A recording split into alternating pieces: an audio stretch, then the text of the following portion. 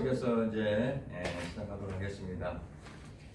자, 초대 교회의 가장 큰 특징이 있다면은 그것은 이제 여러 세력들에 대한 박해가 있습니다. 제일 처음에는 유대교에 의해서 기독교인들이 박해를 받았다면은 이제는 로마 그 식민지로 돼 있기 때문에 당시에는 로마 제국이 가장 큰 세력이었거든요. 그래서 로마 제국에 의해서 기독교도 박해를 받게 됩니다. 박해의 요인이 있다면은 로마 신들에 대한 제사와 맹세하는 행위에 국가의식에 불참한 것이었습니다. 아시다시피 나 외에 다른 신은 섬기지 마라, 우상을 숭배하지 마라. 십계명 교리에 의하면은 우리는 하나님 외에는 다른 신을 섬길 수가 없는데 로마 신들에게 절해라 말이 안 되는 거죠.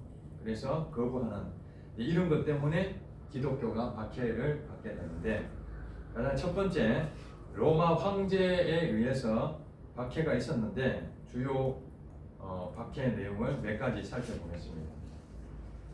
네로 황제, 여러분 잘 아실 거예요. 네로 황제. 네로 황제는 기독교 최초의 박해자로 알려져 있습니다. 특별히 AD 64년경에 로마 화재 발생 원인을 기독교인에게 책임 전가한 일들이 있었습니다. 역사학자들에 따르면은 로마 황제였던 네로는 그리스 문화에 심취되어 있었고, 그래서 로마의 구시가지가 너무 지저분하고 마음에 들지 않아서 그 시가지를 새롭게 정화하는 것이 필요하다. 그런 것을 늘 관심을 가지고 있었습니다. 이제 그런 가운데에 이 구시가지에 불이 난 것입니다. 그러니까 불이 엄청나게 크게 확대되고, 그러다 보니까 지금까지도 네로가 구시가지에 대한 부분들을 완전히 정립하기 위해서 일부러 불을 질렀다, 그런 설이 있습니다. 그런데 사실은 이거는 실질적인지 아닌지는 아무도 그 상황을 모릅니다. 단지 여러 가지 설이 존재하고 있을 뿐입니다. 그러다 보니까 그 당시에도 네로 황제가 그동안 구시가지에 대해서 좋지 않는 그런 평가를 내린 것을 근거로 황제가 불을 지른 거 아닌가 하는 소문들이 쫙 퍼지기 시작하면서, 여러분 아시다시피 자기가 통치권자인데 나라에 큰 환란이나 어려움이 생기면은 신의 노용을 받았다. 그 다음에 어떻게 말하면은 자기가 덕이 부족하다. 그래서 우리나라도 임금들이 날씨가 좋지 않거나 비가 내리지 않고 기우제를 드리면은 이걸 백성들에게 왕이 그 통치를 잘못해서 이런 일이 생긴다고 그렇게 판단하고 그런 인식을 가진 것처럼, 네로 황제 입장에서도 봤을 때 이것이 결코 자기에게 정치적으로 좋은 결과가 아닌 거예요. 그래서 이 방화에 대한 부분은 어떻게 민심을 수습할 것인지 곰곰이 생각해 보니까 당시에 기독교인들이 모여서 있는데 그 기독교인들이 있던 곳에는 불이 안 난 겁니다. 그러니까 어떻게 말하면 피해가 그 당시 한 3분의 1 정도가 뭐 거의 불탈 정도로 엄청난 피해를 당했는데, 기독교인들이 있는 그 지역에는 피해를 거의 안 당하니까 이들이 불을 질렀다라고 네로 황제가 뒤집어 씌운 것이죠. 그런 것으로 인해 가지고 기독교인들이 엄청난 핍박을 이제 받게 됩니다.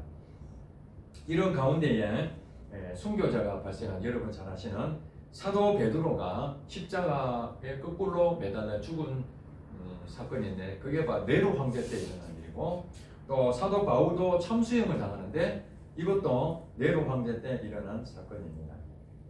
그리고 도미티아누스라는 사람, AD 81년부터 96년까지 제위를 했는데요. 이 사람이 모든 유대인들의 관행을 금지하는 법을 내렸습니다. 그리고 11조를 징수하는 율령을 발표하는, 유대인들에게는 과중한 세금을 부과하게끔 만들어서 한마디로 몰살을 시키려고 하는 것이죠.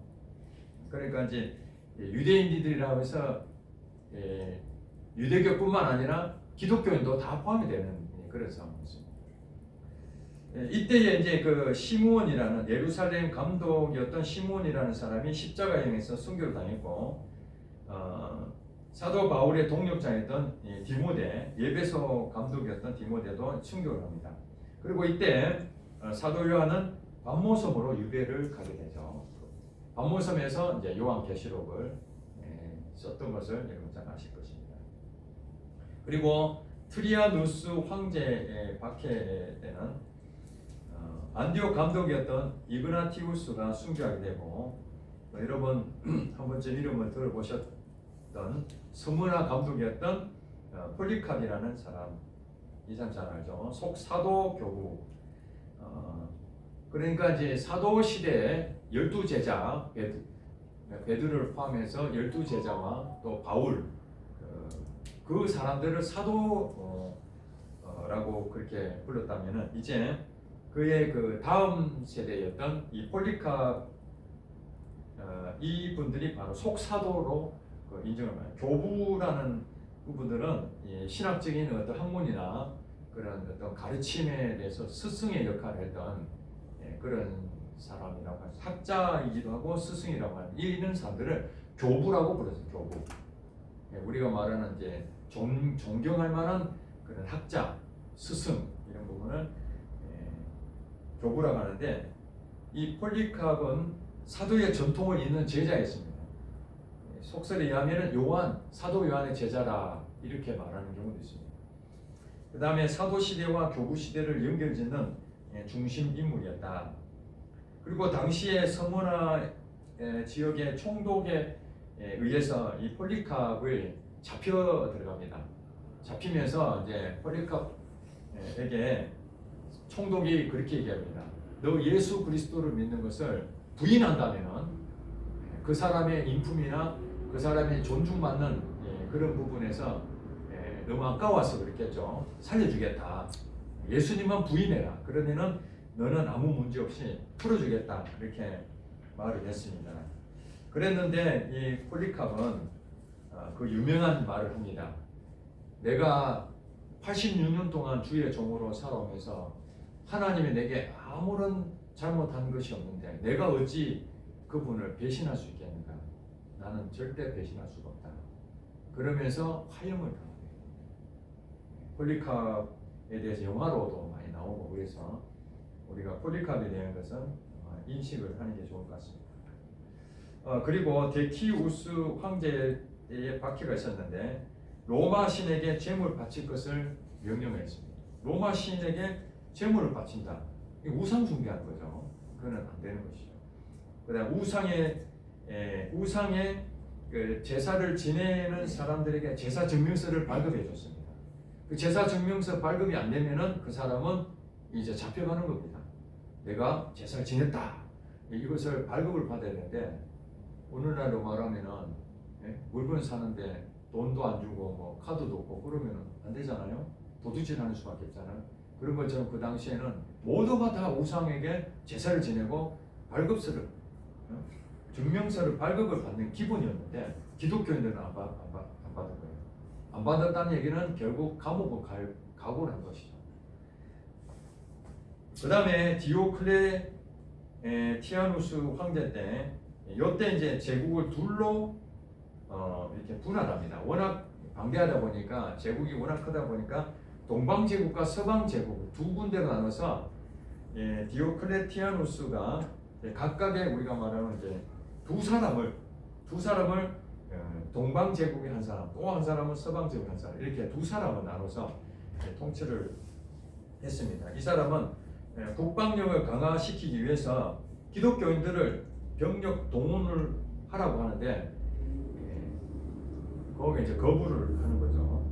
그 다음에 교회 건물을 파괴하고 성경책을 불태우는 칙령을 발표합니다. 그만큼 박해가 심했던 것이죠. 그 다음에 이제 갈레리우스라는 사람은 동방 제국의 한마디로 말해서 책임자였습니다. 동방 제국의 책임자였던 갈레리우스가 알려진 바로는 가장 잔인한 박해를, 기독교인은 정말 시를 말릴 정도로 그렇게 했다고 전해지는데 어찌된 영문인지 임종 전에 박해를 종식을 합니다. 아마 하나님께서 회개하게 하셨는지 이제 인생을 다 살아보니까 이렇게 살면 안 된다고 악한 생각이 들었겠죠. 그래서 다 이제 박해를 종식합니다. 그 다음 마지막 장 넘기면 자 박해 이제 종식이 이제 끝나게 되는데 그것은 동방제 후계자였던 갈릴리우스 좀 전에 가장 잔인했던 이 박해자였던 이 사람과 서방 제국의 후계자였던 콘스탄틴이 서로 정치적으로 이렇게 이제 전투가 벌어지게 되는데 이때 콘스탄틴이 승리를 하게 되죠. 콘스탄틴이 막센티우스 전투에서 갈릴레우스를 이기고 결국에는 여기서 이제 전체를 로마 제국을 통치하는 콘스탄틴 대제가 생기게 됩니다. 그러니까 콘스탄틴이 정권을 잡으면서 그동안 몇백 년 동안 기독교는 굉장히 음지로서 힘든 시간들을 보냈습니다. 물론 그건 한 300년 정도를 박해 시간이 있었다고 해서 계속 탄압만 한 건 아닙니다.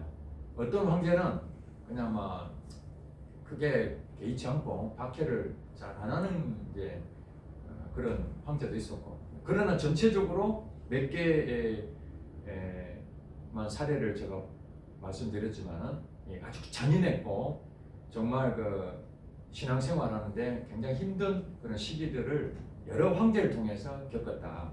자, 여기서 우리가 이제 주목해야 될 건 뭐냐면은 초대교회는 쉽게 복음이 확장된 것이 아니라 매우 어려운 고난의 시기였다. 환난의 시기였고, 그래서 사도 바울도 성경 말미나 베드로도 마찬가지죠. 너의 불시험이 올 것이다.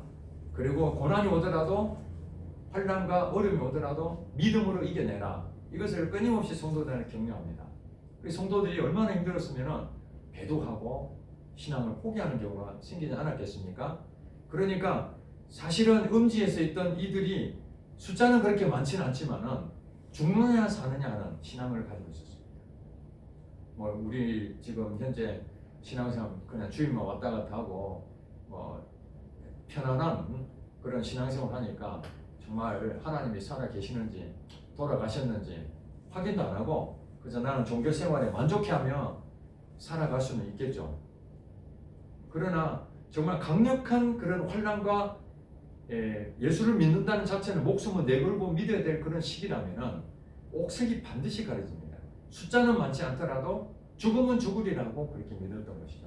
그렇기 때문에 음지에 있었던 그 신앙의 우리의 그 믿음의 선배들은 그냥 믿어도 되고 안 믿어도 되고 이런 신앙이 아니라 정말 자기 목숨을 바쳐서 했기 때문에 그 음지에 있다더라도 아무리 박해를 하고 아무리 죽이려 하더라도 절대로 없어지지 않냐고, 오히려 그러면 그럴수록 더 강해지고 더 뭉치고 그렇게 생활했다고 전해집니다.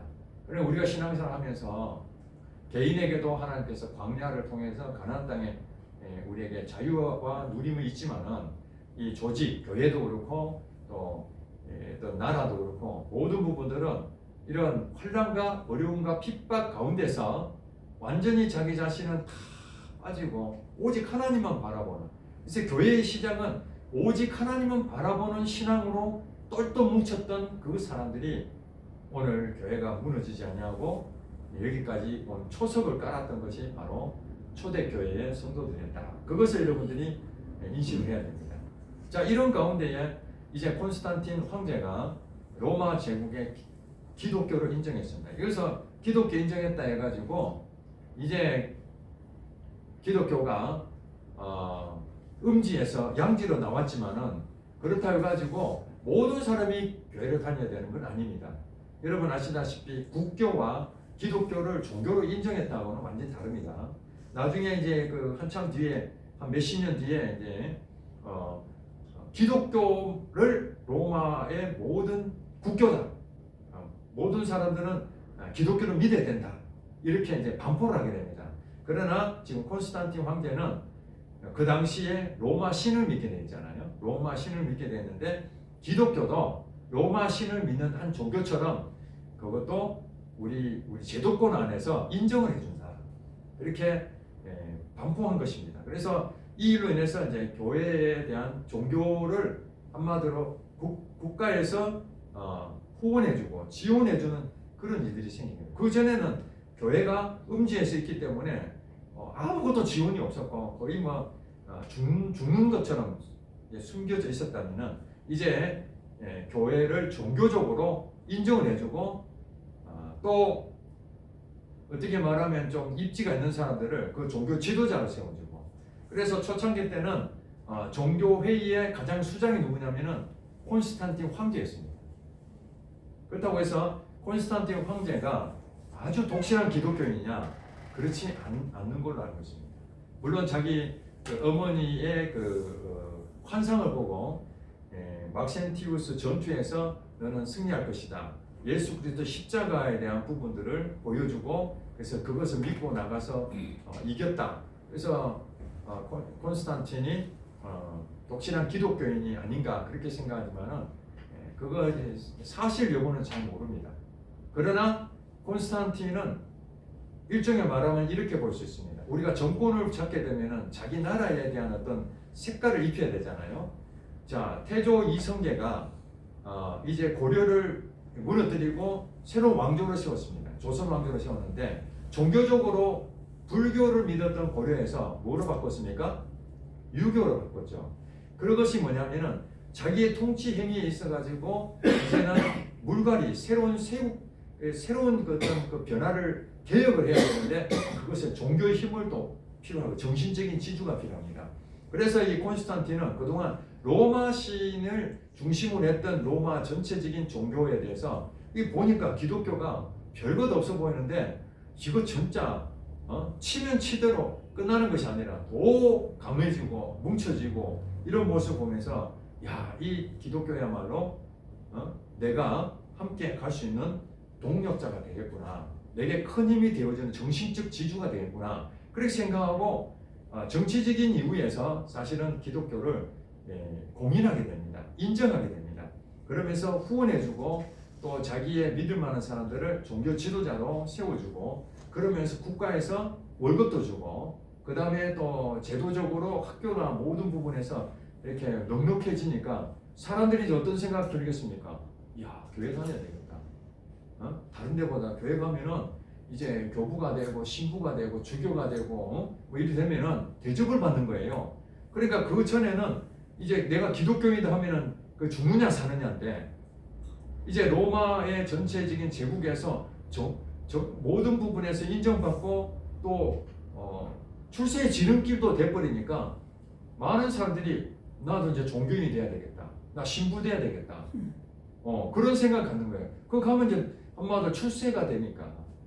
그래서 이때부터 이제 종교의 자유가 생겼지만은 또 한편으로는 어떻게 말하면은 신앙적인 부분에서는 질적으로 많이 떨어질 수밖에 없죠. 양적으로는 굉장히 많이 늘어날 수 있죠. 그러나 질적이 뭐 죽느냐 사느냐는 이제 점점 쇠퇴되고 이제 출세하려고 종교인이 되는 사람들이 많아지기 시작했다는 것입니다.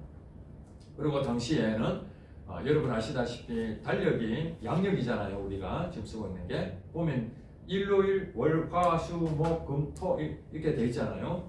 그러면 이게 뭐로 되어 있습니까? 다 우주에 대한 부분 아닙니까? 일요일 태양이죠. 월요일 달, 화성, 수성, 목성, 금성, 토성 이것을 이제 일주일 단위로 만든 거 아닙니까? 가장 중심이 뭐예요? 태양이에요. 태양. 일요일을 태양이로. 그래서 로마에는 태양신을 섬겼습니다. 그래서 일요일을 굉장히 중요합니다. 그리고 일요일 날을 갖다 축제 분위기고 태양신을 섬겼던 일요일 날 제사를 지내고 그랬습니다. 그랬는데 이제 콘스탄틴 황제가 기독교를 이제 인정을 해주면서 이렇게 보니까 이거 부활하는 날이 일요일이었던 거예요. 예수님이 그죠? 그렇죠? 예. 안식 후 첫날 예수님께서 부활하셨으니까.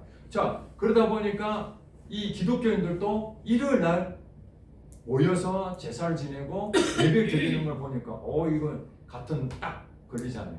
태양의 날과 주일 날을 같이 생각하고 이제 우리가 막 그때부터 주의 주일날이 된 것입니다. 전 세계적으로 태양을 섬기던 날이 우리 기독교의 주일하고 겹쳐져서 이제 주일이 되게 일요일날 예배 드리는 것이 그런 이유가 된 것이죠. 안식일이 이제는 주일날 예배로 공식적으로 바뀌게 된 것입니다. 유대인들은 그게 아니죠. 주일을 안 지키는 거죠. 주일을 안 믿는 거니까 안식일을 지키고. 그러나 우리 기독교는 안식일이 아니고 부활하신 예수님의 기념해서 일요일날 태양을 섬겼다고 하는 로마 제국에서 이제 주일로 인정받는 것에 오늘날 우리가 주일 예배를 드리게 됩니다. 그 다음에 313년에 밀라노 칙령 방파할 때에 콘스탄틴 황제가 이제 신앙의 자유를 선포하고 기독교인에 대한 법적 권리를 보장해주고 몰수한 재산에 대해 다시 다 환원해주고 그 다음에 이제 325년 니케아 공의회 개최를 콘스탄틴 황제가 중심이 돼서 그 다음 이단들이 많으니까 그 이단에 대해서 교리 논쟁에 대해서 서로 갑론을방 다 해가지고 거기서 결정을 내립니다. 이건 이단이다 아니다 이것을 콘스탄틴 황제가 결정하는 그런 일을 하게 됩니다. 자 이제 마지막으로 교회 생활. 당시 초대교회는 어떻게 교회를 생활했을까? 자 예루살렘 교회에서는 성만찬 중심의 예배했다. 사도행전 2장 43절부터 47절까지 읽어보겠습니다. 사도들로 말미암아 기사와 표적이 많이 나타나니 믿는 사람이 다 함께 있어 모든 물건을 서로 통용하고 또 재산과 소유를 팔아 각 사람의 필요에 따라 나눠주며 날마다 마음을 같이하여 성전에 모이기를 일쓰고 집에서 떡을 떼며 기쁨과 순전한 마음으로 음식을 먹고 하나님을 찬미하며 또 온 백성에게 칭송을 받으니 주께서 구원받은 사람을 날마다 하게 하시니라. 초대교회 교회 공동체의 한 모습을 사도행전 2장에 해놨습니다. 이때 이제 예루살렘 교회의 전형적인 모습이죠. 성령이 임하시고 권능을 받고 이제 이들이 복음을 전했더니 수천 명씩 주님을 믿는 사람, 수만 명이 이제 몰리게 되는데 이제 그들 가운데에 서로 통용하고 누가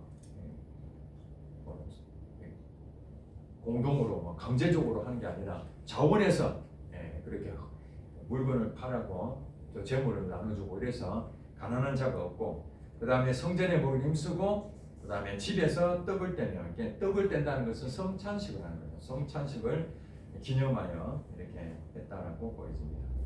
그 다음에 성만찬의 형식에는 그들이 대체적으로 성경을 읽고 그 다음에 그 성경에 대해서 해석을 하게 됩니다. 오늘날로 말하면 설교를 하는 거죠. 그 다음에 모여서 기도하고 그 다음에 이제 찬양하는 세대 교인들이 대체적으로 성만찬에 참여했다라고 그렇게 전해지고 있습니다. 그 다음에 성도의 교제는 같이 모여서 식사도 같이 하고 그 다음에 성만찬도 같이 했습니다. 그런데 이제 시간 지나면서 공동 식사하는 부분이 아무리 핍박도 많이 당하다 보니까 편안하게 식사를 거는 상황이 안 되잖아요. 그래서 2세기쯤 돼서는 공동 식사는 폐지되고 그래도 예수님께서 나를 기념하라고 하신 성만찬은 반드시 그렇게 실시했습니다. 그리고 예배 초소는 가정집, 집을 좀 괜찮게 사는 집을 구해서 거기서 좀 했고 그 다음 3세기 이후부터는 건물을 얻어서 예배 드리기로 했습니다. 그 다음에 이제 세례, 또 침례라고도 하고 세례라고 하는데 지금은 우리가 뭐 유아 세례도 있고 또 학습 세례도 있고 뭐 이런 부분이 교육을 시켜서 하잖아요. 근데 초창기 때는 그럴 상황이 아니었습니다. 그래서 예수님 믿는다고 딱 그렇게 고백하면은 바로 가서 즉시 세례를 베풀었습니다. 그리고 이제 이후에 이제 이방인 신자들이 유입이 되면서 그들에게는 바로 이제 그 세례 주기보다는 소정의 어느 기간을 거쳐서 훈련을 시켜서 교육을 시키고 그 다음에 세례를 주었다고 그렇게 전해지고 있습니다. 그리고 이제 보통 1년에 부활절을 중심으로 세례를 준 것으로 되어 있습니다.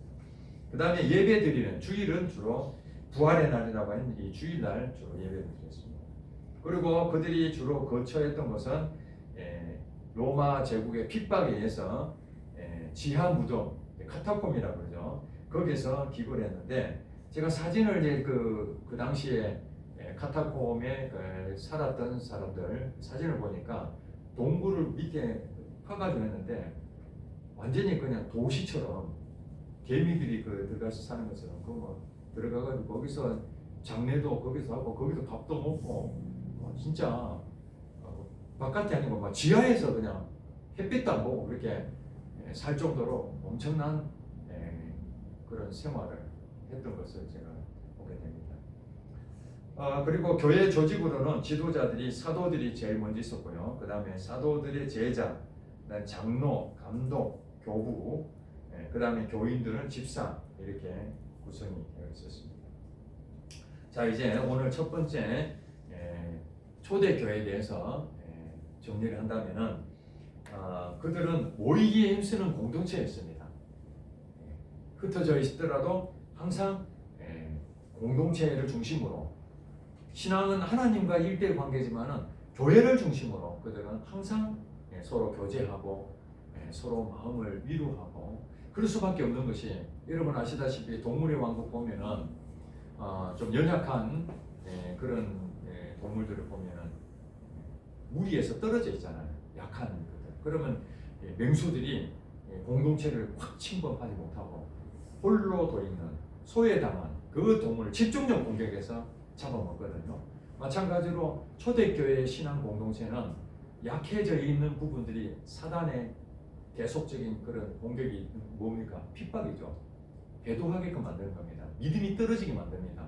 내가 이렇게 예수 믿어가지고 내가 뭐 부귀영화 누릴 것도 아니고 내가 이렇게 살아도 되겠나? 왜냐하면 완전히 포기를 해야 되거든요. 잡혀갈 수밖에 없고 죽을 수밖에 없고 아시다시피 원흉극장 가가지고 사자에 잡혀 먹는다면 여러분 어디 가서 나 예수 믿습니다. 떳떳하게 할 수 있겠습니까? 안 되잖아요. 오늘 이렇게 같이 이렇게 강의 듣고 있는데 누가 경찰 신고하고 문 딱 두르고 오는 순간 우리는 사형으로 만약에 한다면 여러분 이 와서 지금 편안한 마음으로 지금 신학 강의 듣겠습니까? 두렵게 떨리는 마음으로 벌써 강의는 듣지만 혹시 여기 바깥에 경찰 오는 거 아닌가 계속 관심 가지고 도망갈 준비도 하고 그러지 않겠습니까? 분위기가 그 당시에는 그랬다는 것입니다. 그래서 그들은 모여서 서로 위로하고 격려해주고 그래서 그들의 신앙을 지킬 수 있는 공동체가 된 것입니다. 그 다음에 예루살렘에서 이방 지역으로 복음이 확대됐다는 것을 우리는 사도행전을 통해서 알 수가 있습니다. 그 일로 인해 가지고 지금 어디까지 왔습니까? 이 대한민국까지 왔잖아요. 예루살렘으로 끝난 것이 아니라 그 이방 지역으로 유럽 지역으로까지 갔다가 다시 이제 우리 아시아까지 다시 다 오고 지금은 이제 남미까지 다 점점 아프리카까지 전 세계가 이제 복음의 물결이 돼 있던 것은 한마디로 성령님께서 예루살렘과 온 유대와 사마리아 땅끝까지 이르러 내 증인이 되리라는 이 약속의 말씀이 지금도 지금 이루어져 가고 있다는 것을 우리가 확인할 수 있는 것입니다. 그 다음에 초대교회는 내부적으로 유대교와 같은 어떤 성경을 가지고 보지만은 완전 예수님을 통해서 완전히 전과 후가 달라짐으로써 갈등과 결국에는 분리되는 그런 아픔도 있었다. 그 다음에 로마 제국에 대한 박해와 또 유대교를 통해서 또 핍박받는 그런 일로 인해 가지고 결국 순교의 피를 흘리는 경우가 이 300여 년 동안 있었다는 것을 알게 됩니다. 그래서 순교의 피가 헛되지 않는다. 오늘 우리가 신앙생활에 정말 이 자유롭고 우리까지 복음에 전해오기까지 얼마나 많은 사람 피가 흘렸는지 모릅니다. 그러니까 우리는 그냥 예수 믿는 것이 지금은 좋다고 하지만은 그 순교의 피의 결과로 우리가 얻어진 열매들이기 때문에 우리는 어떻게 살아야 됩니까? 이 교회가 성령님의 인도하심으로 그대로 우리 자녀들에게 그 유산을 또 물려줘야 될 사명이 우리한테 있거든요. 그래 우리는 성령으로 살아야 되는 것입니다. 구약의 광야 시대로 여겨진 고난의 여정을 통해서 가나안 땅에 들어갔던 것처럼 이제 2000년 동안 한국 교회뿐만 아니라 전 세계 교회가 이런 광야를 통과해서 반석같이 굳어져 있는데 우리나라도 130여 년 전에 선교사에 이 땅에 와서 순교의 씨앗을 뿌려놓고 그 과정에 얼마나 많은 핍박 받았습니까? 일제시대를 경험하고 6.25 사변을 경험하면서 그 고난 가운데 얼마나 많은 하나님 앞에 간절한 마음으로 기도하고 그런 과정에서 6, 70년대부터 폭발적인 성장이 이루어지게 된 거죠. 그러니까 어떤 부분이든지 간에 우리에게 음지라는 것들을 통해서 그것이 뭉치고 위로하고 격려하고 오직 하나님만 바라보는 그 교회의 기초가 튼튼해졌을 때 그 위에 무엇을 쌓아야 그것이 오래 가는 것이지. 그러니 그것이 어느 정도 쌓아지니까 이제는 뭐 편안하고 신앙의 자유가 너무 넘치다 보니까 가진 게 많고 먹을 것도 많다 보니까 이제는 배부른 돼지가 되거든요. 배부른 돼지. 배고픈 사자가 돼야 되는데 배부른 돼지가 되니까 갈급함이 없는 거예요. 그러니 지금 뭐라 그럽니까? 한국 교회가 위기다. 쇠퇴한다. 한국 교회만 그런 게 아니라 전 세계가 지금 위기다. 그렇게 얘기하잖아요. 지금 배고픔이 없는 거예요. 그러니까 지금 핍박과 이 아픔과 이런 과정을 선배들이 겪은 거에 대한 열매는 우리가 먹는데 우리도 또 거기에 맞춰서 비록 신앙의 자유는 없지만은 그러나 내부적으로 끊임없이 악한 영들과 싸우는 뭐 이단들 여전히 존재하잖아요. 그 다음에 우리 교회 안에도 여전히 서로 갈등하잖아요. 유대교회처럼 종교인으로서 막 그냥 법 따지고 또 율법주의 그런 것들 많고 그럼 우리는 어디로 가야 되느냐? 신비주의로 은사주의로 빠지고 한쪽으로는 또 너무 교리 중심으로 가고 이런 부분에서 우리는 균형을 잡고 교회는 성령님께서 인도하시는 대로 우리 거기에 순종하고 가야 될 것입니다. 그래서 마지막으로 교인들의 영향력은 바로 믿음의 선배들이 있었기 때문에 이 초대 교회를 통해서 이 전 세계 교회가 지금까지 무너지지 아니하고 수많은 사람들이 여기까지 교회가 왔다는 사실, 이 초대 교회에 대한 역사를 반드시 기억하시길 주의 이름으로 축복합니다. 아멘. 기도하겠습니다. 하나님 아버지 감사합니다. 초대 교회에 하나님께 세우신 이 교회가 우리가 세운 것이 아니라 하나님이 세우셨으니 하나님께서 선한 길로 인도하실 줄로 믿습니다. 하나님 아버지, 하나님께 세우셨다 하더라도 고난과 핍박을 당할 수밖에 없는 이들에게 아픔과 힘듦과 배신할 수밖에 없는 그 상황이지만 그래도 여전히 그들을 사랑하고 그 고난 가운데 위로하심과 믿음을 굳건하게 하신 하나님을 기억하고 오늘 우리에게도 이 땅을 바라보며 교회에 무너져가는 모습을 바라보며 우리가 다시 하나님께 회복되는 리바이벌 하나님, 부흥의 하나님을 경험케 하여 주시옵소서.